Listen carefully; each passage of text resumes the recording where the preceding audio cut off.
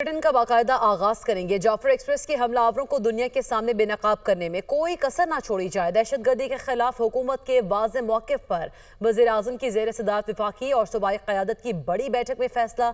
National action plan के तहत कौमी बयानिए को मजबूत करने पर इतफाक। रवायती और डिजिटल मीडिया पर मुल्क दुश्मन मुहिम का मुंह तोड़ जवाब दिया जाएगा। गुज़श्ता रोज़ वज़ीर आज़म हाउस में होने वाले इजलास में अस्करी और सिविल क़यादत, चारों सूबों बशमूल आज़ाद कश्मीर और गिलगित बल्तिस्तान से भी नुमाइंदे शरीक हुए। इजलास में फैसला किया गया कौमी बयानिए और मुल्की सलामती के खिलाफ किसी भी किस्म के मवाद का सदेबाब किया जाएगा। इसी पर बात करेंगे। यासिर मलिक हमारे साथ मौजूद हैं। यासिर, आगाह कीजिएगा, मजीद क्या अहम फैसले लिए गए? देखिए, दहशतगर्दी के खिलाफ वादे और दो टोक मौक़िफ़ पर वज़ीर आज़म शहबाज शरीफ की ज़ेर सदारत एक अहम बैठक जो है वो हुई है, जिसमें जो चारों सूबों की क़यादत और इसके साथ साथ आज़ाद कश्मीर, गिलगित बल्तिस्तान और आला सिविल व अस्करी हुकाम जो है वो इसमें शरीक हुए हैं। एक तो जाफर एक्सप्रेस के जो मुलजिम हैं उनको दुनिया के सामने, हमलावरों को दुनिया के सामने बेनकाब करने का फैसला किया गया है। अहम फैसले जो इसमें किए गए हैं उसमें यह भी शामिल किया गया है कि रवायती और डिजिटल मीडिया पर मुल्क दुश्मन जो मुहिम है उसका मुंह तोड़ जवाब जो है वो दिया जाएगा और नेशनल एक्शन प्लान के तहत जो कौमी बयानिया है उसको मजबूत करने पर भी इतफाक किया गया है। कौमी बयानिए में जो कमेटी है उसको दहशतगर्दों और शरपसंदों के सदेबाब के लिए मुअस्सर और सरगर्म सदेबाब जो है, सरगर्म जो बयानिया है उसको बनाने पर इतफाक किया गया है।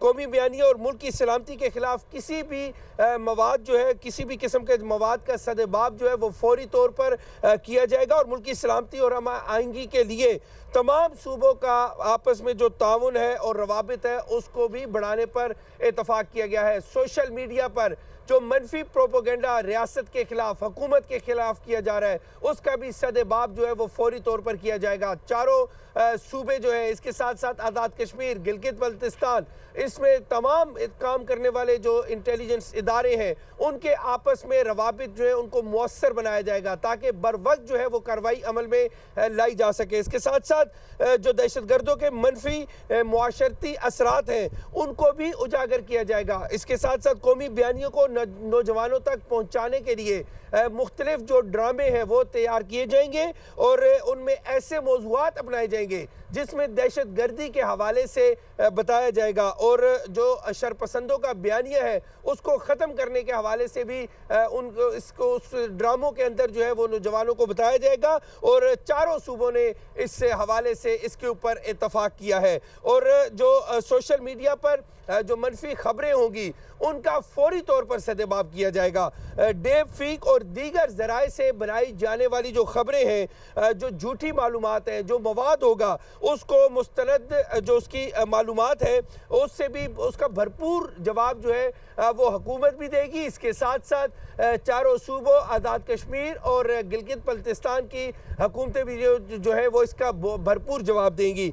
कौमी निसाब में पहली दफ़ा होगा कि दहशतगर्दों के खिलाफ जो दहशतगर्दों के खिलाफ जो मुहिम है, आगाही मुहिम जो है वो भी इसमें शामिल की जाएगी। वज़ीर आज़म शहबाज शरीफ की ज़ेर सदारत ये अहम इजलास जो है ये गुज़िश्ता रोज़ हुआ। इस इजलास में बड़े अहम फैसले जो है वो किए गए हैं। एक तो जाफर एक्सप्रेस के हमलावरों को दुनिया के सामने बेनकाब करने का फैसला किया गया है और बहुत शुक्रिया यासिर, आप हमें आगाह कर रहे थे। उस के इलाके बोलान में दहशतगर्दी का निशाना बनने वाली जाफर एक्सप्रेस की सर्विस बहाल कर दी गई है। रुकने कौमी असम्बली जमाल शाह ने ट्रेन सर्विस का इफ्तिताह किया।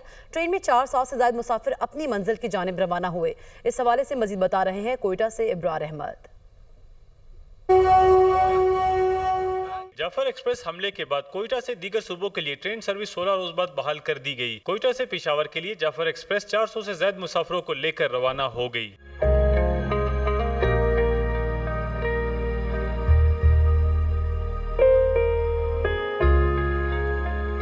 बलूचिस्तान से ट्रेन सर्विस 11 मार्च को जाफर एक्सप्रेस हमले के बाद मुअत्तल कर दी गई थी। हमले के 16 रोज बाद आज जाफर एक्सप्रेस कोयटा से रवाना की गई। ट्रेन सर्विस का इफ्तिताह रुकने कौमी असम्बली जमाल शाह ने किया। जमाल शाह का कहना था कि जाफर एक्सप्रेस की बहाली से पूरे मुल्क के मुसाफिरों और ताजरों को फायदा पहुँचेगा। आज पाकिस्तान रेलवे ने, वफाकी वजीर ने, मौजूदा हुकूमत ने कोयटा को रेलवे की सूरत में जो ताजर बरदरी है, बिजनेसमैन है, आम आवाम है जिनके लिए बहुत सहूलियत पैदा की कराची और लाहौर और पेशावर के लिए मैं इनका मशकूर हूँ। सिक्योरिटी के सारे फुल प्रूफ जो इंतजाम है वो किए गए। डेफिनेटली सिक्योरिटी के इंतजाम जो है वो पुष्ट पना होते हैं, जिसके लिए इदारे अपनी जगह पे बिल्कुल मुस्तैद मौजूद है। बलूचिस्तान से रेल सर्विस की बहाली पर ट्रेन पर सफर करने वाले मुसाफिरों ने भी हुकूमत का शुक्रिया अदा किया। मुसाफिरों का कहना था कि ट्रेन का सफर कोचेस की निस्बत आरामदेह है। बहुत खुशी हुआ है हम लोगों को। हम लोग जा रहे हैं रहीम यार खान पंजाब, और हम बेहद शुक्रगुजार हैं बलूचिस्तान गवर्नमेंट के, जिन्होंने इतना बड़ा इक़दाम लिया है, और हम लोग खुशी खुशी अपने घर जा रहे हैं। खानपुर जा रहे हैं, अपने इलाके में हम लोग दोस्तों के साथ जा रहे हैं। बहुत अच्छा सफ़र होगा इंशाल्लाह।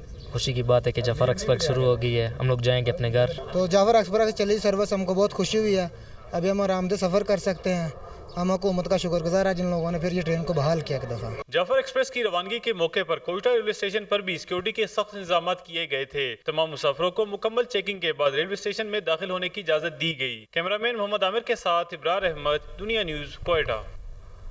कोयटा में डबल रोड बॉम्ब धमाके का मुकदमा थाना सीटीडी में दर्ज कर लिया गया। मुकदमा नामालूम मुलजमान के खिलाफ मुतल्लिका ड्यूटी ऑफिसर की मुद्दत में दर्ज किया गया। मुकदमे में इंसदाद दहशतगर्दी एक्ट, कत्ल, इक़दाम कत्ल और दीगर दफात शामिल की गई।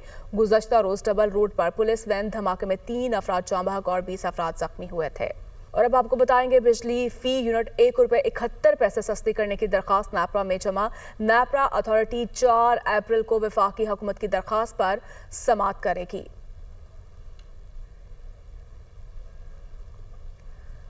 IMF की डायरेक्टर कम्युनिकेशन जूली कोज़ैक का कहना है कि पाकिस्तान के साथ क्लाइमेट फाइनेंसिंग पर बातचीत कामयाब रही।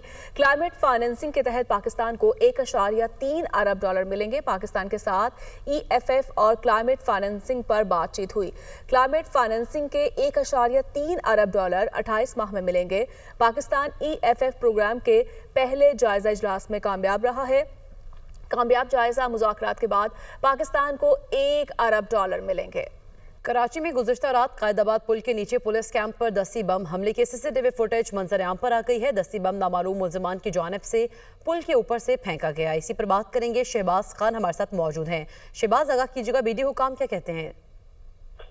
जी बिल्कुल, ये गुज़श्ता रात कायदाबाद के करीब जो है एक वाक़या पेश आया था, जहाँ पर पुलिस कैंप पर दस्ती बम हमला किया गया था। नामालूम अफराद की जानिब से हमले की CCTV फुटेज जो है वो मंजर आम पर आई है, जिसमें देखा जा सकता है कि यकदम जो है एक धमाका होता है, उससे बहुत सारा धुआं उड़ता है और वहाँ जो लोग मौजूद होते हैं भगदड़ मच जाती है। दस्ती बम जो है वो बताया जा रहा है कि पुल के ऊपर से फेंका गया, ऐसा कहना है पुलिस हुकाम का। तो इसमें जो BD की रिपोर्ट है उसमें ये बताया गया कि हमले में रूसी साख्ता RGD-1 का इस्तेमाल किया गया है। वक़्वा से मिलने वाले जो ज़रात हैं वो निशानदेही करते हैं कि ये वाक़या जो है वो दस्ती बम फटने की वजह से जो है पेश आया है। दस्ती बम का लीवर नहीं मिल सका, ऐसा बताया जा रहा है वीडियो काम की जानिब से। ये भी बताया जा रहा है कि रूसी RGD-1 में 64 ग्राम जो है वो बारूद की। बहुत शुक्रिया शहबाज खान, आप हमें आगाह कर रहे थे।